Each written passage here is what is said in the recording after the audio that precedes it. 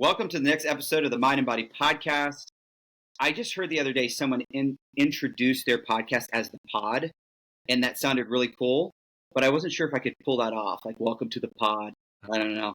Am I the youngest one here? Say again. I could probably pull it.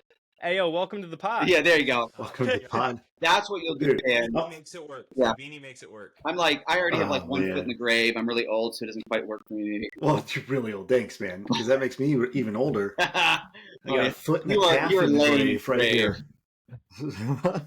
So those who are listening in, you're probably like, who are all these people, especially if you're listening to just the audio version of the podcast?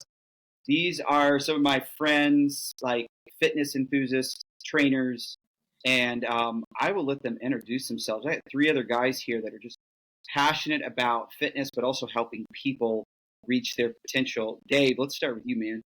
Give us an introduction. I'm Dave Welch. I'm 40 years old, man. So, yeah, I'm in the grave. Oh, now 40 is the new 20. That's I right. have more energy now than I've had in my entire 30s. Fitness has changed my life. I've always loved working out. I've always enjoyed like the competition with myself.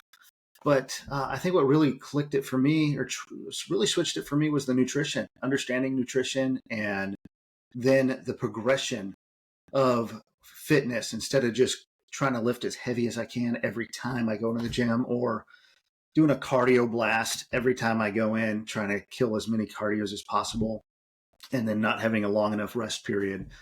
And just, I think the episode we're going to do today is going to be kind of the core of why I enjoy fitness and helping others understand what their potential is if they would follow some basic principles of fitness and nutrition.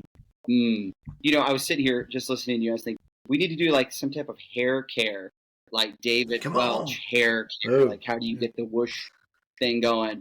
Like, Nice. Yes. We'll save it. Dude, I got tips. Yeah, I got tips for that. I got tips for what to eat and how to make it taste amazing.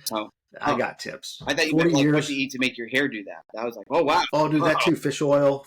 Next level. Yeah. AJ, my man. So I have been active in fitness for like 2 years now, because for most of my life I was a computer nerd. Whenever I was in high school, I played football up through my freshman year, and then it was like you can choose marching band or football, and I was like, the girls are prettier on the marching band, so I joined that. Was just kind of a marching band, computer nerd, played World of Warcraft. Dude. About 2 years ago, I was hanging out with some other guys, and I looked around and I was like, I'm the old fat man.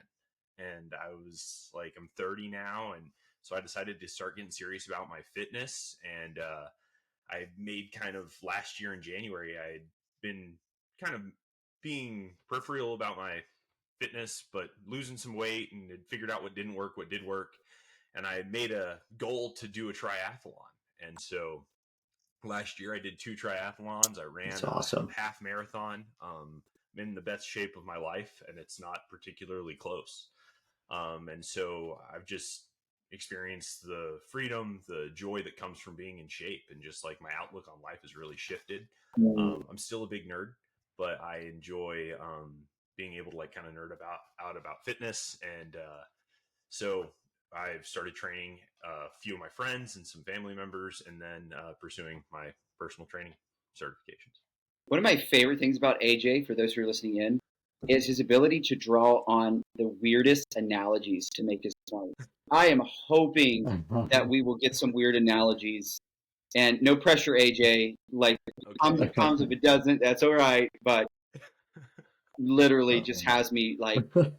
Sometimes I miss his point because I'm so fascinated by like where did that come the metaphor. From? That's great. I want to know. So that's good. I don't know if there's some like connection to nerdism. Is that a word? Well, it is now. And way too much. It is like that is not a word. That's all it is. Say again. Just way too much time on the internet. I was exposed. Oh, or that. Okay. Too early, and so it's just tapped into too many different areas. It's not good. Man. Now we got World of Warcraft. Man. That was I'm sure you get that a lot.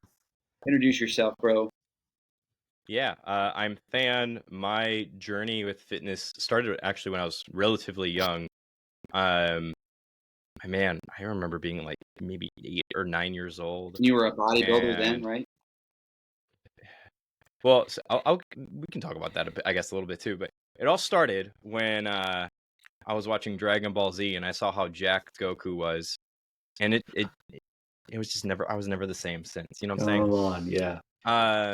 And I also just like this humble brag, I guess, like just was genetically strong, and I never got into sports or anything. I was just kind of a strong kid my whole life. In middle school, I had a football coach kind of be like, do you do sports? Like, do you train? Like, what's going on? Because I was able to bench, I think, like 150 something by the time I was 13. And yeah, that's sort of just kind of where it all started. Historically speaking, I've worked in gyms as a personal trainer, group trainer. I've worked with um, bodybuilders and fitness influencers, some whose identities I'll keep secret just because I don't want that information out there. But a lot of famous people out there I've worked with behind the scenes. And I'm more into like the bodybuilding scene and all that stuff. In my own fitness journey, um, got really big into bodybuilding, and then once I got a wife and kids, I started dialing it back to just kind of be like above average. And I've kind of been through all sorts of places. I've helped the obese person kind of get to a healthy range. I've helped the skinny fat guy get to being jacked or whatever the goals are. In my own life, I've gone through bouts of being really overweight myself, and I've had like 13 surgeries the past 2 years. John knows about that. And that was like a big struggle for me because I had to go from being an athlete to not being able to move pretty much for 2 years. But I still had my bodybuilder's appetite, which was really tough. Um, then went through the process of all that again, dropped about 55 pounds in about 7 months, which was really rapid. I wouldn't put that on anybody else. I just knew what I was doing and I knew what I was capable of. Rebounded with my hormones and everything totally fine. I love all aspects of fitness, um, but I'm also a huge dork. I mean, like my day job, I work in philosophy and epistemology, in theology, history, all this other stuff, and so naturally, I do the same thing when it comes to my passion for fitness. John probably gets no, you probably don't get sick of it. John here's a lot of me bringing up meta-analyses and all the data, and I'm like, some people like to go to the gym and hit it as hard as they can, and then there's people like me where it's like, nah, I don't really deadlift because like the fatigue to stimulus ratio is just not worth it. so No, yeah, that's awesome. Yeah. So that's that's what me. I love about you, Than, just because if I ask you a question, I expect to hear like some type of like, well, there, the study on the blah blah, whatever. I just expect to hear that. And I'm like, Than, you're like losing yourself. Why don't you have a study? Why don't you're supposed to turn over every stone, bro? Come on. But no, I love want it. to if there was more time in the day, man. Yeah, I know.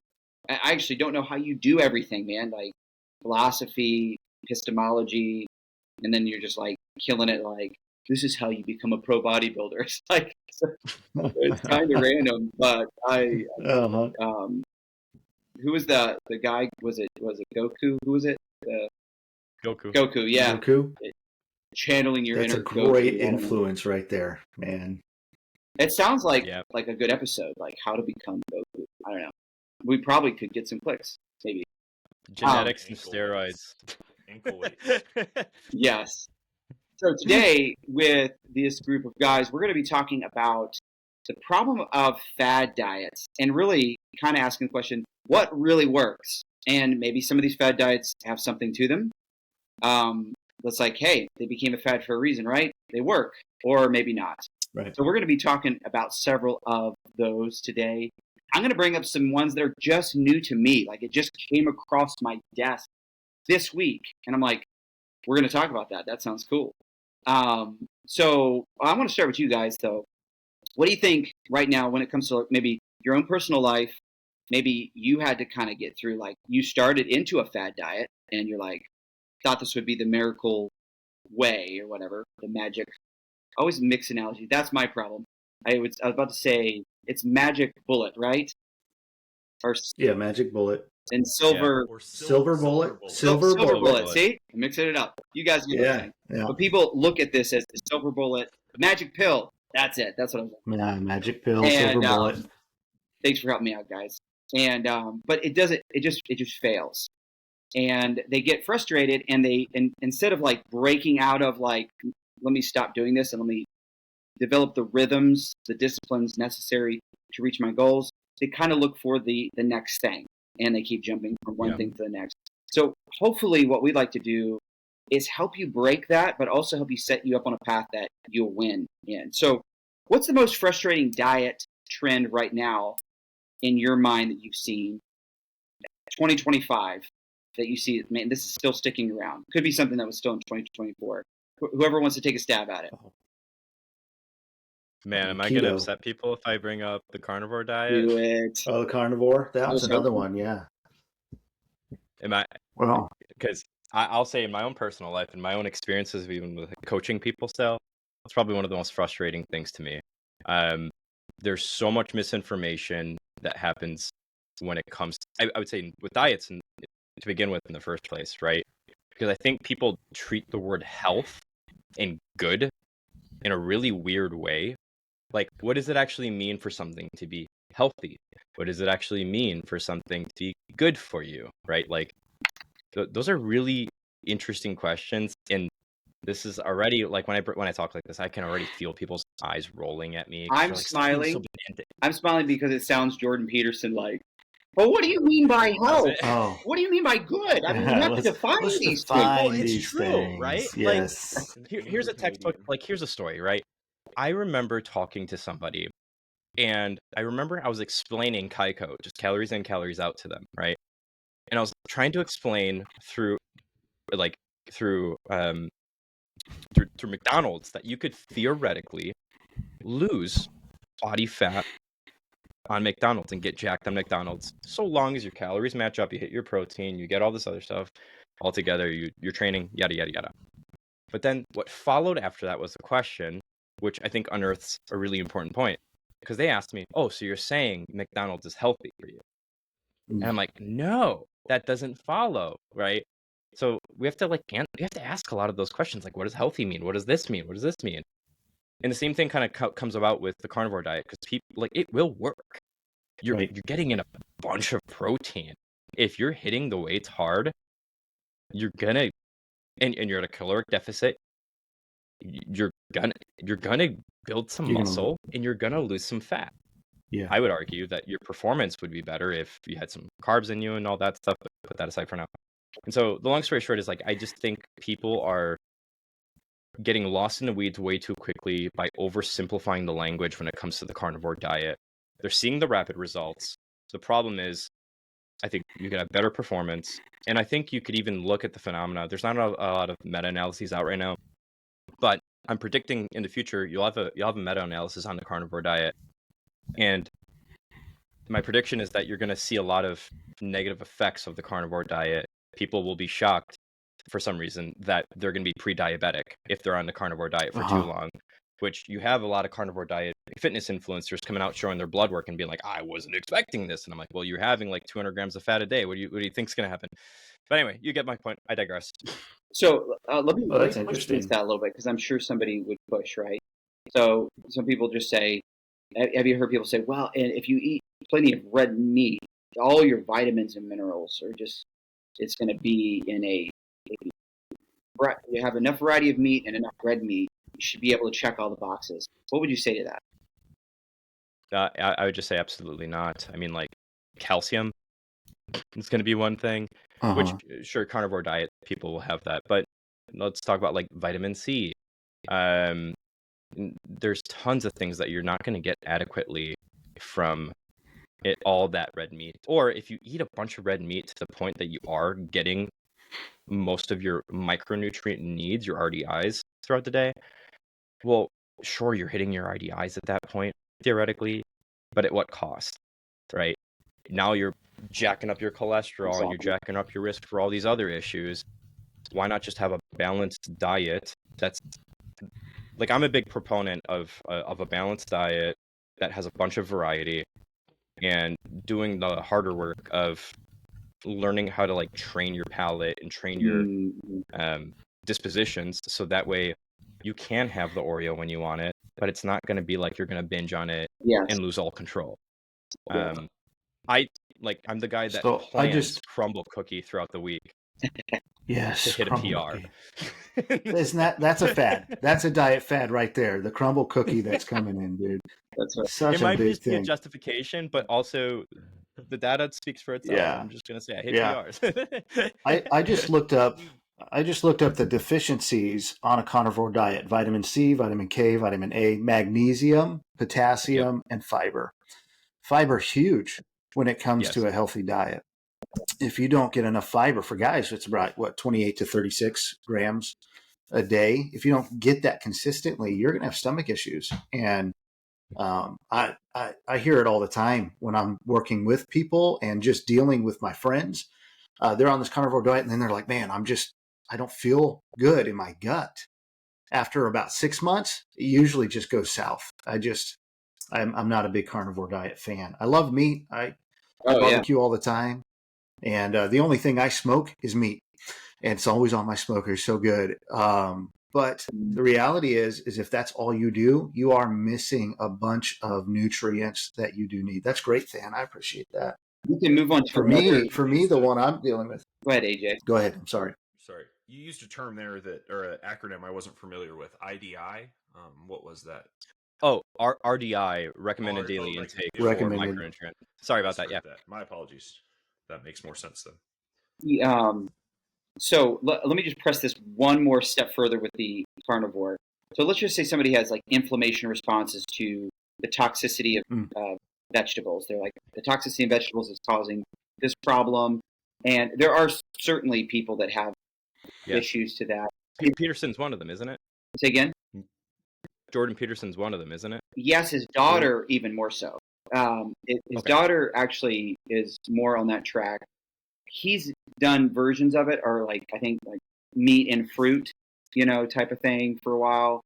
But yeah, I'm curious, like if somebody says, "Man, I just have all this inflammation response to so many things," would you say, "Okay, well that makes sense to dial back, but let's not go just necessarily carnivore." Or let's say that somebody takes it this way. They're having all these inflammation responses, so they back up to, I'm just going to eat meat, and then I'm going to investigate like one thing at a time. So meat and these vegetables, greens. Okay, this is causing a response. Meat and fruits, and then you expand out. Now, the way I coach people that have inflammation responses, I'm fine with kind of pulling back and doing a kind of dietary restriction.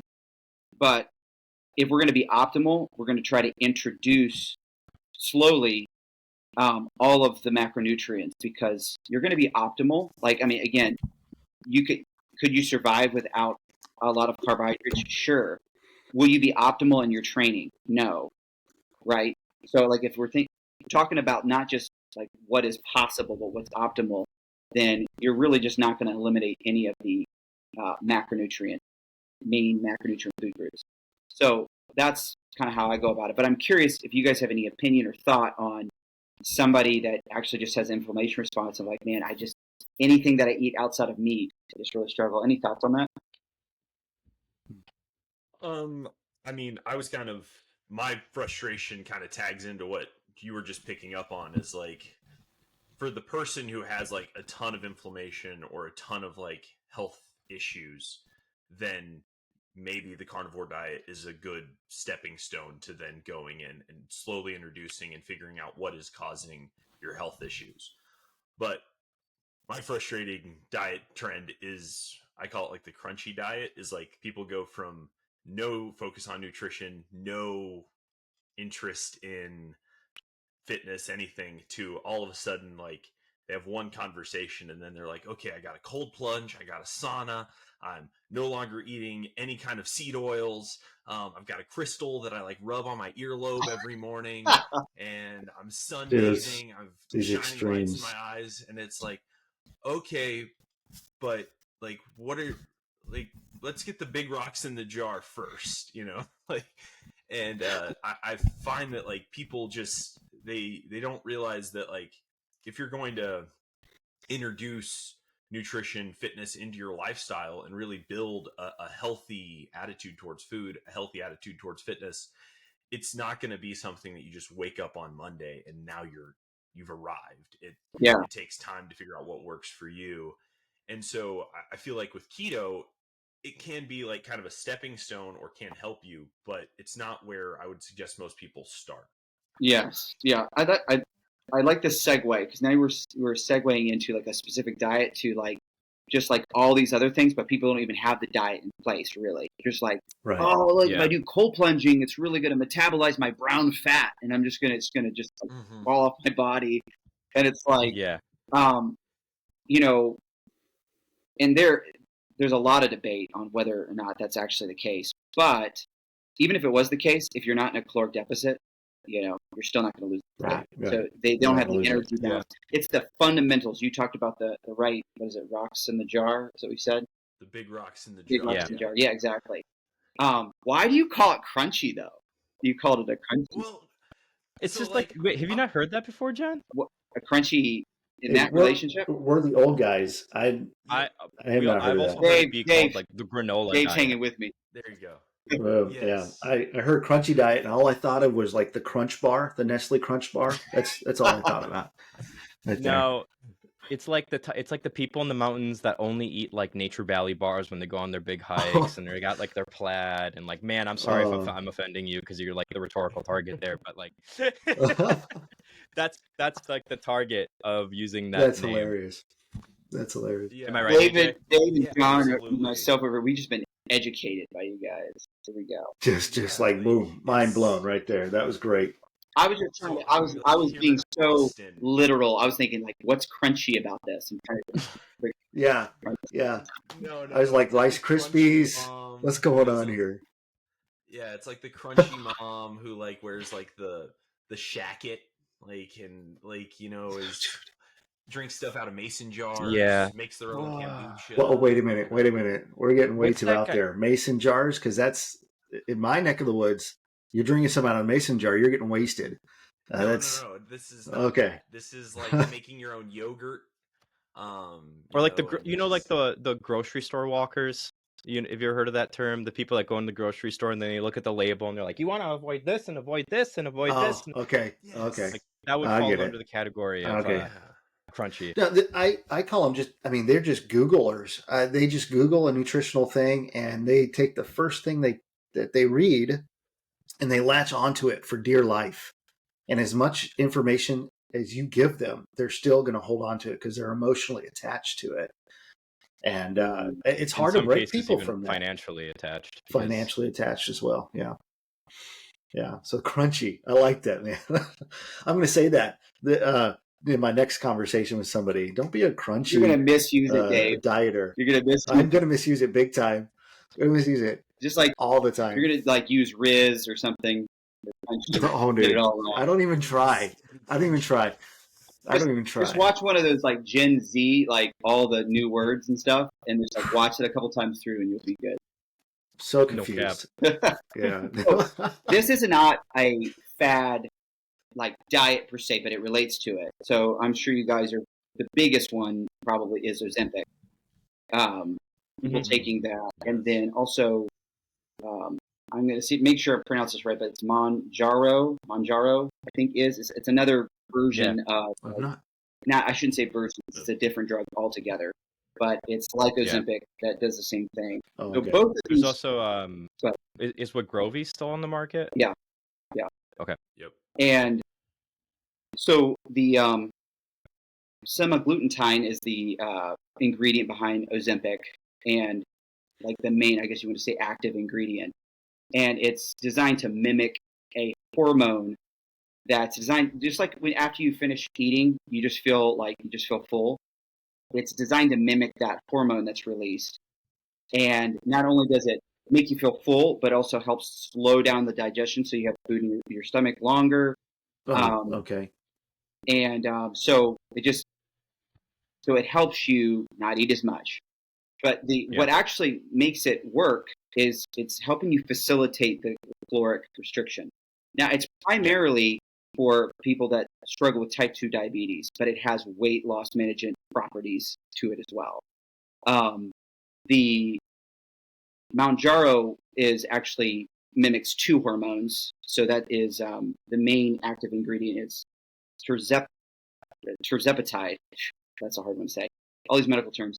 But that one functions as 2. It's similar, though. It's still addressing type 2 diabetes. Also has properties to help with hunger management.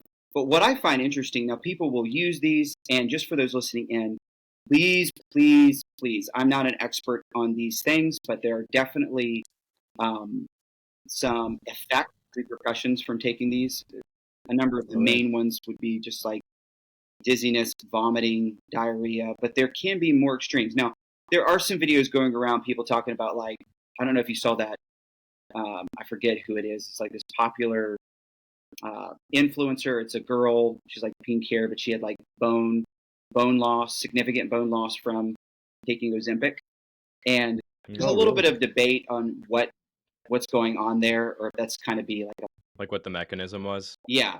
And I like even people who would be categorically cautious about taking Ozempic would say, I don't know if that's actually one of the results of Ozempic. There's probably more going on there than just that drug-related thing. The correlation doesn't always equal causation, right? Just because that happened doesn't mean that was the issue that was causing it. Yes, correct. I would want to isolate as many variables as possible and get as many of the variables as possible that went into, like, was she not have, like, for instance, for all you know, like, she had a pre-existing condition and we just didn't know about it until now. For all you know, she wasn't having any calcium in her diet because she wasn't eating as much. Like, there's so many possibilities that she was trusting this pill so much she didn't bother taking anything else nutritionally.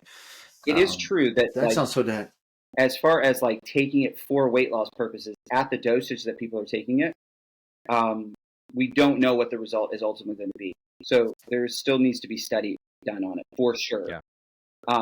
If you take it, definitely be in contact with your doctor. We're not trying to hate on anybody that has tried it or has struggled with their weight and they just feel like as a last ditch effort trying this. I will say though, and we'll get to this on what actually works. If you don't get the fundamental principles of like learning to train, learning to eat well, and then also being in a caloric deficit long enough to actually see the weight come off. And sometimes that's can be frustrating and it can be slow, and different people lose weight at different paces. But the truth is, when you dial in the science, you are going to lose weight. And again, it might be frustrating to you, but it is going to work. But a lot of people were just so quick to try something. And actually, if they're honest, they look back at how they tracked or didn't track, they would find out that they were not in a actual caloric deficit. And I find this to be the case. People will be like, dude, I was in like a caloric deficit for like 2 months and I didn't lose anything. It's like, really though? Like, did you track? Well, no, but you didn't track that cheese taco, the quesadilla that you ate at night. You didn't track. I don't track on the weekends. Oh, okay. So my cheat days. Yeah, exactly. There's no calories on Sunday. And the way I like to relate it is like if somebody came to me struggling with their budget when it comes to finances, and I'm like, hey, you probably should track where every dollar goes. It makes sense. Like if you don't know where your money's going, then you're not going to be able to manage your budget well. And the same is true with calories. Now, the cool thing is once you've learned to keep a budget when it comes to calories, you're counting macros, eventually you can get to a point like when I go on like a little bit more of a maintenance or even a slight, well, not in a surplus, but mainly in a maintenance phase. Sometimes I'll just count my protein. I'll eat moderate other things, and I just make sure that I weigh myself, that I stay the same. As long as I'm staying the same and getting my protein in, like I don't agonize over it. But I'm obviously staying the same weight, so it's okay. But if you're trying to lose weight or even try to really gain weight, then you really want to be dialed in and make sure that you know the data so you can change those things. So I'm chasing something a moment here, but just trying to say you got to have the fundamentals down of training, getting your sleep dial in. There's so much even recent literature about sleep as it relates to muscle gaining or fat loss, and also with sleep, kind of dialing in that circadian rhythm that's out of whack. It can also play into chronically high cortisol levels, and so there's a number of things. But if you can manage those things first, then if you want to try something like this, I think that's fine. But personally, if you don't have the fundamentals down, then this is just don't just jump into this. And on top of that, because it never ends, because you get the fundamentals down. But even on top of that, even in my own experience right now, like I'm just in a really busy season. So you mentioned sleep, for instance, knowing when to recognize that you're getting out of whack, and learning that it's okay to have setbacks, and just getting back into the rhythm. So like right now, I'm in a really busy season. I'm sleeping on average like 2 or 3 hours less a night than I normally do because of how busy I am. With that comes increased stress levels. And with that also comes the fact that, like, if I'm not asleep, guess what? An extra 2-3 hours goes by, and those Oreos are looking really good. You know what I'm saying? Oh, And like, it's a setback, right? Like I've gained, like in the last 2 months, I've gained probably like 2-3 pounds. But I'm like, it's okay. That's like a few weeks worth of a caloric deficit in the long run. It's not a big deal. I'm gonna and then I'm like, I'll get back into it, kind of a thing, and kind of just learning to like go with the flow of things once you're in a healthy spot. Yes. And not putting so much pressure on yourself is also gonna be like the inverse relationship there. The pressure could fortify the spiral. Exactly. And I like that. Also, like if I ever want to do something nice to you, I'll probably just send you Oreos because you talked about Oreos all the time. So Oreos is it for you, bro. I know. The Oreos that I have in my kitchen now are like dangerous too because they're mega stuffed. And the filling is not the normal filling. It's cookies and cream flavored filling. So it's over. We're all gonna break today and go buy Oreos. Dude. This is great. I'm resisting. Oh, way to go, Dave. Watch, my kids are gonna come home. My kids are gonna come home with like sacks full of candy. That's my biggest thing. Like they come home, it doesn't care from church, from school, it doesn't matter. I don't know how they do it. I don't know what kind of racket they got going on, but they got bags full of candy when they come home. And I'm sitting here like, all right, I got to resist the dad tax. Yeah. Just grabbing that stuff and eating it. I just got to resist that. Yeah. And sometimes I tell them, if you don't behave, if you don't do your work, if you don't do your homework, that's going in the garbage because I don't want it in the house. And it works. Okay, here's a side tip. All right, great disciplinarian right here. Threaten your kids with removing their candy from the house. And it's bad though. It's bad because now they're like, well, what can I have for dessert? Well, you can have fruit. And now they see fruit as the bad guy. Yeah. Oh, it's man. a bad thing. And I'm like, oh, Dave, what did you do? What did you do? Yeah. So I'm trying to reverse that concept. Like, all right, you're so good. You can here's some strawberries. You've been bad. Here's a Snicker bar. Something. I don't know. I don't know if that'll work either, but let me know. I'll try.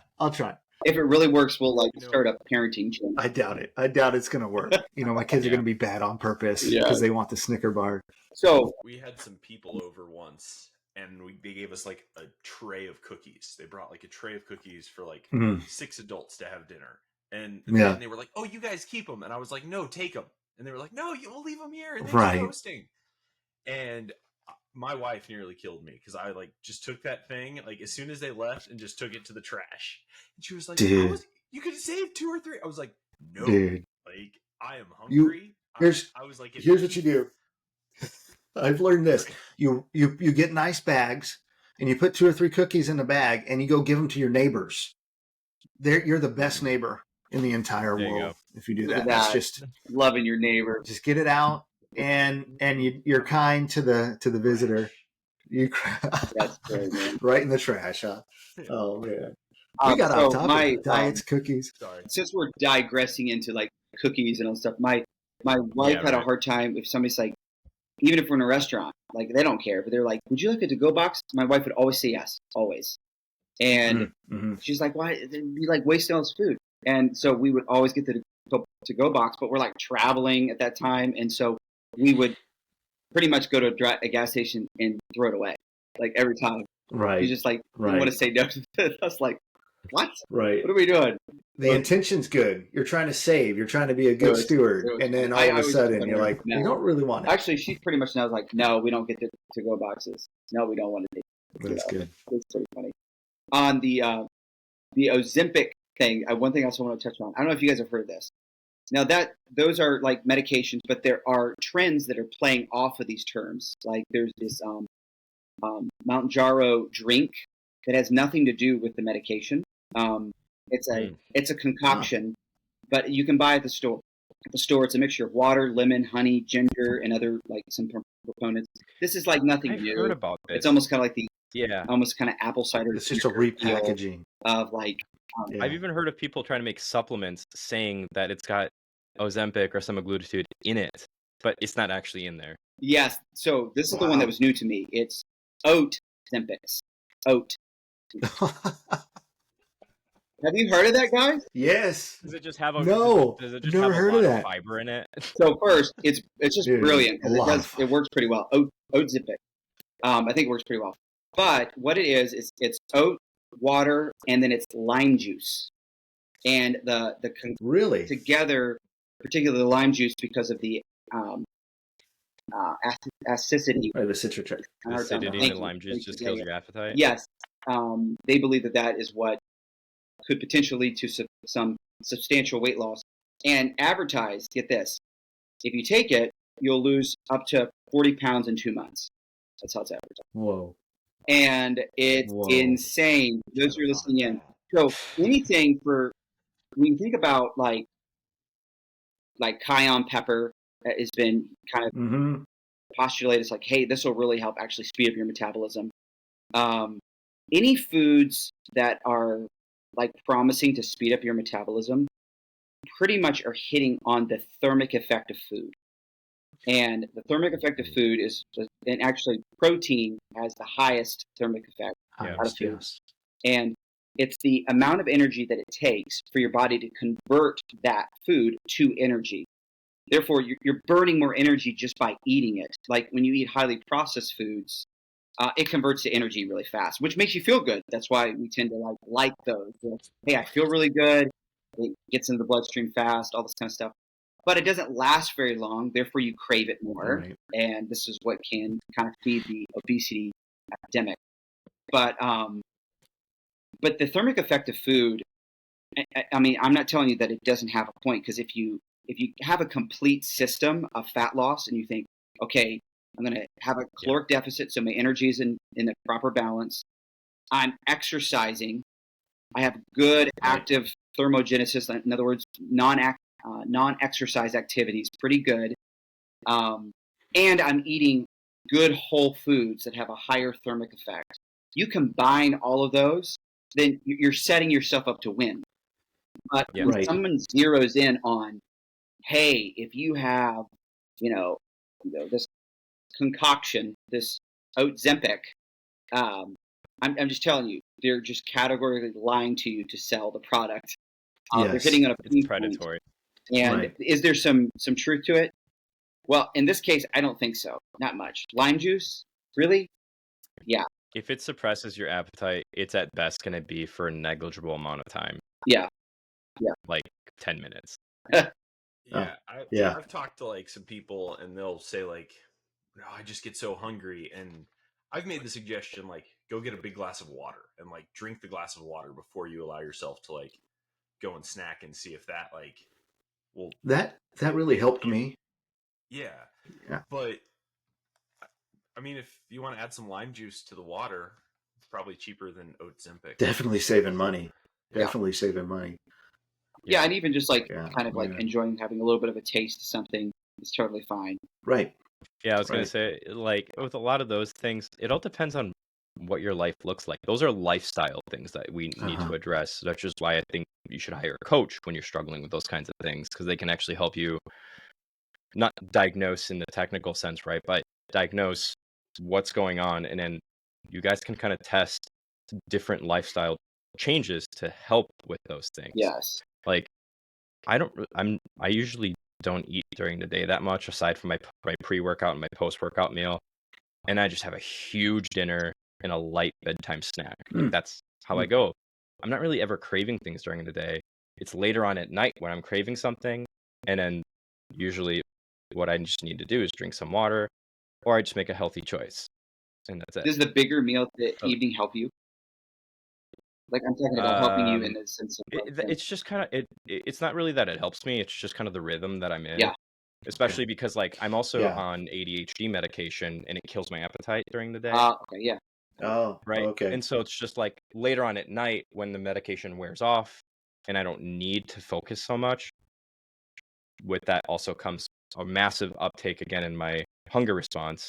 That huge meal that I have satisfies me, and I'm good for the rest of the day. Yeah, But and that's it like also keeps you in your caloric deficit as well, or whatever you're I'm at. You're doing maintaining. I'm in maintenance right now. But the Maintaining. point there is like that's a unique thing to me.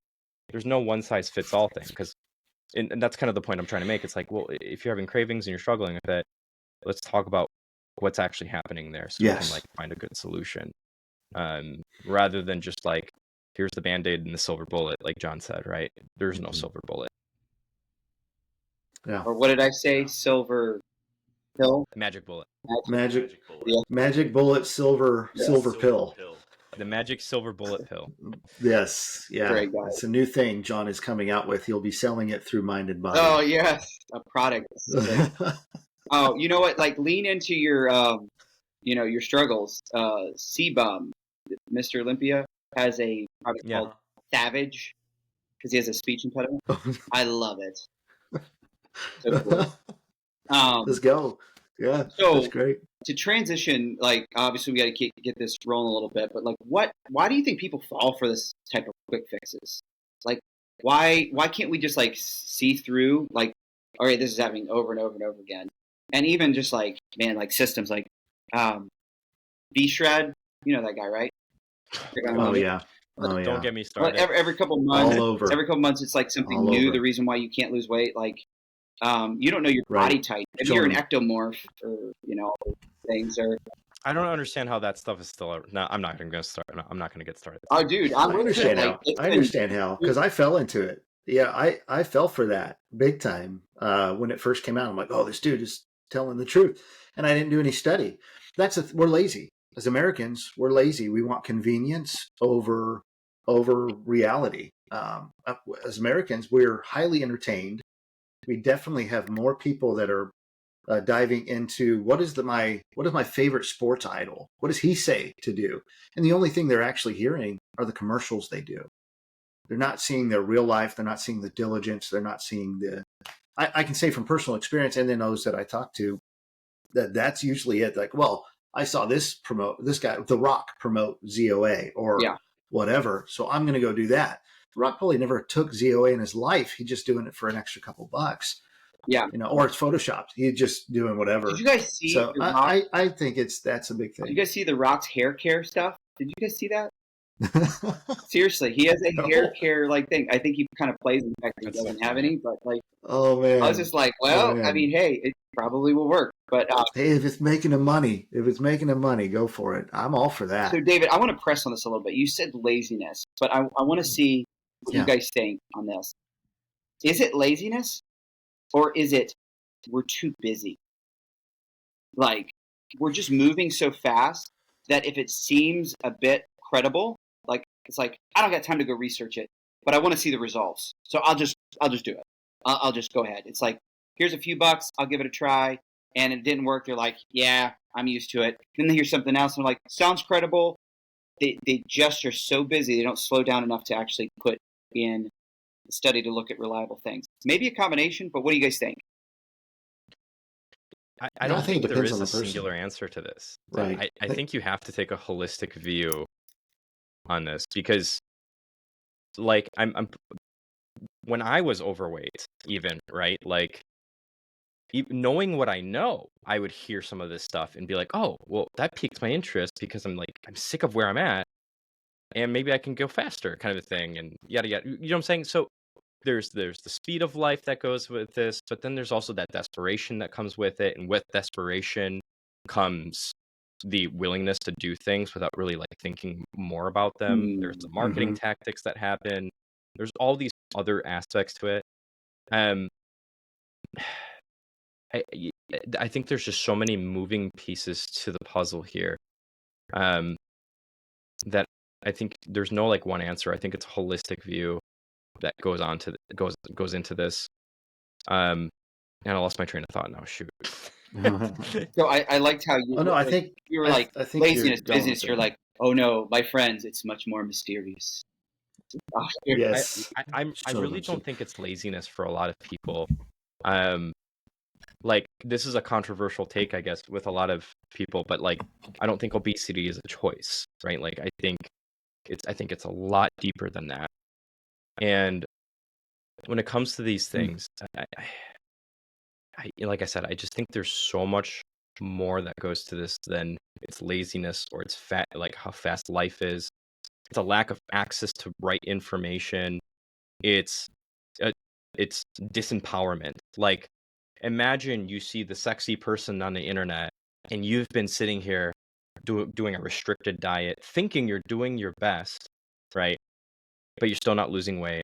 Well, here's somebody that's going to solve all that problem for you, all those problems for you. You know what I'm yeah, saying? Like put yourself into that mindset, that powerlessness, all this other stuff. It's really easy yeah, to yeah. fall for that kind Um, of thing. And then so add in the fact that like I'll land the plane here. I'm sorry, but no, add in the fact of like sweet. how personal this really is too, Mm, right? Like if you ask the typical overweight person, do you want to be overweight? They're gonna be like, no, I No, hate this. right. And I think that's the reason why, by the way, like people don't track properly or will like divert the blame to other things like I have PCOS or something like that, mm, um, rather than just tracking properly because it's easy to be like, yeah, you got to like feed your dog less. It's getting overweight. yeah. But then as soon as you got to put the microscope on you, you feel like some shame and some guilt and all this other stuff. And I think there's a huge big picture that I don't know how to condense No, here, that's but really good do you point. get what I'm kind of Dave, you wanted to weigh in Yeah, there. I'll that's let you weigh deep. in Well, with me, so I'll just give you my personal story. When I was, I was 39, and I knew if I didn't get, in my mindset, if I didn't get underweight or in a proper weight by the time I was 40, I would never do it. I was just depressed. I was overworked, underpaid, all those stress factors that come in. And so I'd work like crazy all day. Wake up early, do a workout, go to sleep late because I'm studying and I'm getting everything ready for the weekend and for my job and trying to help everybody else with their life problems. And then I come into my issue and I'm thinking, I know that I can fix this. I know there's a way because I've seen other people get better. What is that way? And the first thing that came to my sight were Facebook posts, Instagram posts, all these different ads on TV. And for me, I don't know about the deep, psychological aspect of it, but I just know what I felt. I felt like, okay, there's hope in this. So I'm going to go ahead and buy this for $50 a month. Mm, I'm going to go ahead and take that for a couple of months. And I think then that kind of plays into that. Like I'm going to try this. I'm not going to be lazy about it, but in a way it is lazy because I didn't research it. I didn't dive deep. And that's really where the coach came into play. John was my coach and that's where he came into play. He's like, okay, instead of looking at the short term, like the long-term goals, you don't want to shove them in a short-term process. There's a long-term health that you need to look at. And once those goals were defined, and then the small-term goals as well, the month-to-month, week-to-week, day-to-day goals were a little clearer. It was easier for me to hit those, to be just a little bit better the next day instead of saying, yeah, well, I'm 240 pounds, right? And my blood pressure is hypertension 1, not hypertension 2, here's where I'm at. Instead of getting depressed about that, actually not just hearing what John as a coach was saying with Mind and Body, but doing the research on the side. Like, okay, he's saying this. Now let me go look into it a little bit deeper. And that's kind of what spurred me to be a coach in my own pursuit was like, okay, I want to know the details. mm, But the average person, you're right, is busy. We're busy. We're a little bit more like, just for me as an average guy, I'm more like, I want AI to fix everything. Now that that's come out, I want to AI it. I want to put my brain in a pickle because I've been working so hard in that aspect that I really don't want to do anything else. But once it got under control, once I understood the basics and then practiced the good science behind working out and nutrition, that really helped. That really conquered a lot of these fad diets for me. I've done keto, I've done paleo, I've done carnivore. I love carnivore because I love meat, but I felt sick. I felt tired. I was depressed, and it just added to it. Yeah. And then I broke my diet. I would break it because, man, that what my kids call cheese tacos, quesadillas, those were just all over the place at night. So I didn't have a structured eating habit. I didn't have a structured sleep habit. It was all bad. But once that came into once that dialed in, it's not easy, but it was easier than trusting the magic pill or the silver bullet. Yes. So for me, I think it all plays in, and dealing with other people, I see it too, like the emotional connection to diets, the emotional connection to the information that they're gathering, even though it's not good information. Once you show the total outcome of the possible, the possible outcome if they were to be diligent in these small areas, that's helped me, and it's helped a couple of people that I've been coaching lately. So it's so good, beneficial. I think James Clear, I said this all the time, but like, we don't rise to the level of our goals, we fall to the level of our systems. And helping people think let's develop a system. So what's your goal? Let's reverse engineer that with the necessary disciplines and rhythms, which will look different for different people where they're at. It will, definitely. And so some of those fundamental things will be there, but it will look different. And being able to craft that, and I like Dan's intuition of just like, hey, it might be good to, if you keep jumping at something and it's not working, jumping something, maybe get a coach that can help you frame something more holistic. Yes, absolutely. To get that. No, that was really helpful, guys. So segue into what actually works. If we were to strip away the trends and we were just going to get down to like, here are the basics. Like maybe just like, maybe we can touch on each of AJ, maybe just name like one, what would you consider a core principle that you're just like, hey, this will help you get sustainable results. But it's by the very nature of it, it's sustainable. Yeah, I think figuring out where your baseline is, I think a lot of our actions we take are just based off of, I do this because this is what I do. And we're not even thinking intentionally about what our next step is, or even thinking about our nutrition. So like, whenever I'm talking with someone, figuring out what are your macros? Like, have you ever... Do you really turn over the nutrition box and look at like, okay, how much protein is in this? How much fat is in this? How many carbs are in this? And learning to actually recognize your own patterns and noticing, oh, I get really hungry every day at 10:30 and I walk down the hallway and I grab a Snickers bar, and like, it's only, 80 calories or whatever to eat a fun size Snickers bar, but you're eating that every day, maybe 2-3 times a day. And that adds up, and you don't track it because it's fun size. Fun size stuff doesn't make you sick or it doesn't make you fat, but it's those little habits that you make day in, day out, and learning to recognize, okay, where's my baseline and where can I improve? And if where do I really throw off my diet or my nutrition throughout the week? Like, if it is on the weekends, then don't make the weekend your cheat day.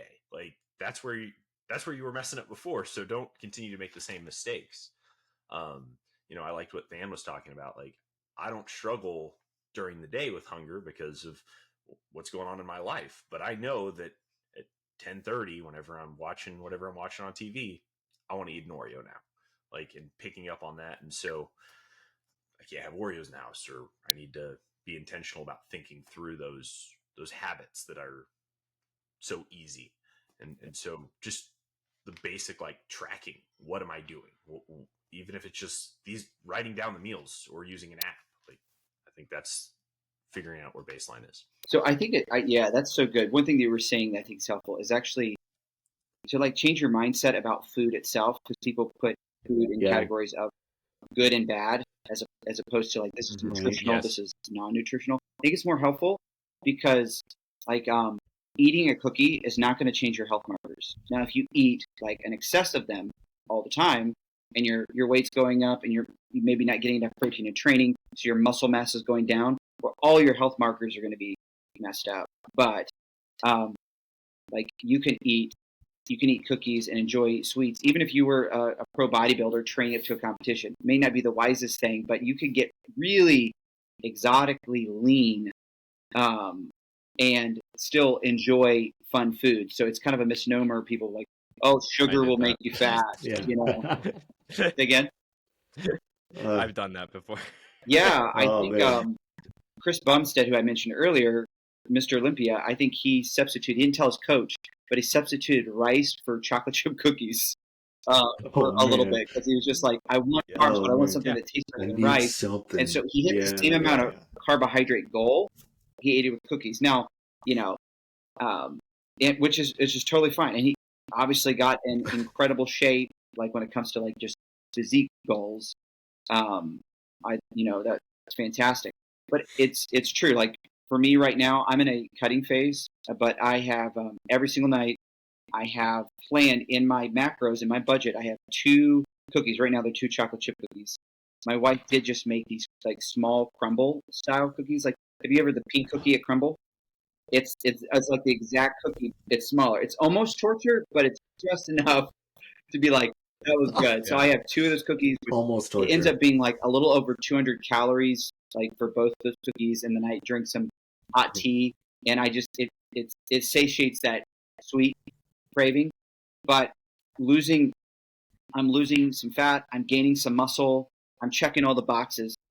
The moment you could start to change your view on food, not even just actually Right. eating highly nutritional food and then enjoying some non-nutritional food within balance, but like actually changing the way you think about it can make a huge difference.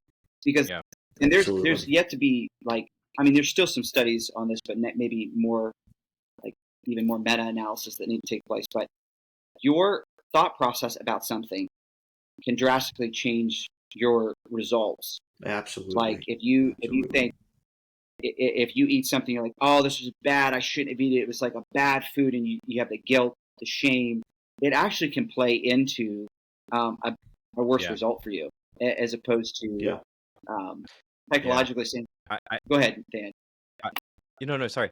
You got me excited about something because that actually relates directly to an interaction I had with somebody that it's a family friend that I'm coaching, so it's not like an official coaching relationship. But long story short, I was telling her about the fact that I gained about 3 pounds in the last few months, and I'm like, yeah, we had the holidays. It's been my son's birthday. I've been working a lot, so I'm moving a little bit less. Yada yada yada. And they're like, well, aren't you stressed out about that? And I'm like, not really. Like, the 3 pounds was worth sitting down with my wife and kids and my family over the holidays and for the birthdays and everything like that. Like, it was worth it. I had a good time with my friends and family. I'm okay. Like, I know I can drop off the weight again. It's not the end of the world. And so I just really, that's all to say, like, I really love what you're saying there, because when I said that to her, she was like, that's a really healthy way of looking at that. Yeah. Like that's so good because like especially like people saw like the change in my life and then they started like expecting me to obsess over my food. Like I was like, we can go out to eat wherever we want to eat. I'll find something that I like to eat, but even if I just blow up my macros for today, it's like I would rather have that connection with a friend or a family member or like than miss out on life. Like, and it no one wants to be like or I say no one, I know these people that are like the annoying friend about like all they want to talk about is their diet. They want to talk about like, and I feel so bad. Should I do it? Should I not? And it's like, just be in the moment. Like if you're being intentional, be intentional. Yeah. But if you're gonna enjoy a piece of cake, enjoy it. Don't like whip yourself because you decided to have a piece of cake at your son's birthday. I think one of the fundamental things here that you guys are highlighting too is like when you understand like how to actually go about losing weight building muscle. Like, hey, if you go up a few pounds, you know how to dial it back in if you need to. Right. It's freedom.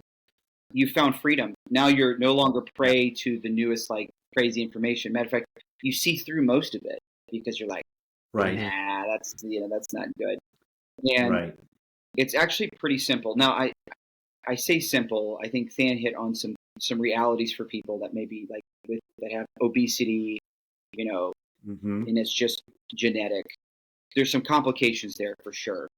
But when it comes to like dialing things in and saying, hey, energy balance, understanding that, like exercise activity and tracking that, dialing in my sleep, maybe a protocol at sleep. Oh, big time. I actually I dial in more my protocol to sleep than actually getting up. Like I actually spend more thought into that, which, you can dial in like things of nature, like when you have caffeine, nothing wrong with having caffeine, but like you might limit it as it approaches. Like for me, I try to not have caffeine after 1. I know some people give a bigger window, but blue light exposure, all these things can be helpful. But then again, none of us get it perfectly right. Like life ebbs and flows. And if you're like most of these boxes, you're going to see improvement. And those improvements, those wins are going to stack up. And so when you struggle, you're going to be able to look back at that stack of evidence and say, hey, I did this before. So for Than, the 3 pounds didn't phase you at all because this isn't your first time ever losing weight. First time ever getting in shape or whatever you want to say. You just like, no big deal. You have a stack of evidence behind you that says, I know how to get back there. And if you are listening in and you are really struggling, maybe you've tried a bunch of these things, feel free to reach out to us. We'd be glad to help you, even if it's just a consultation. We do free consultations. We can get you set up on track. If you feel like, man, I need a coach, we could help you there as well. So feel free to reach out. So just to wrap things up, I got a couple of rapid fire nutrition questions, and I'm just going to pick you guys, okay? Here we go. This is great being in this seat. It's all going to Than. I get to do this to you. It's all going to Than. So no, if you want them rapid fire, I do not give them. That's right. Sorry, Than, it's coming, bro. So here we go. This is for Dave. Here we go. Fact or fiction? Carbs make you fat. Not true. I mean, excessive carbs, of course, it just makes sure your caloric intake isn't more than your outtake, right? There you go. You're not working out less than you bring in. I just like to see Dave just kind of wiggle in the seat, like, what do I? Like, oh no, he's asking me. Yeah. Okay, thanks for the easy one. AJ, as a softball, right? You have to eat 6 small meals a day. Is this fact or fiction when it comes to optimizing? I think that's like some old bodybuilder stuff. I have never heard that referenced as a positive plan, and it sounds awful. Yeah, it's pretty much. So it's pretty much like I can't get full. Like protein synthesis and how much protein you could ingest. Actually, that's proven to be false. A lot of it.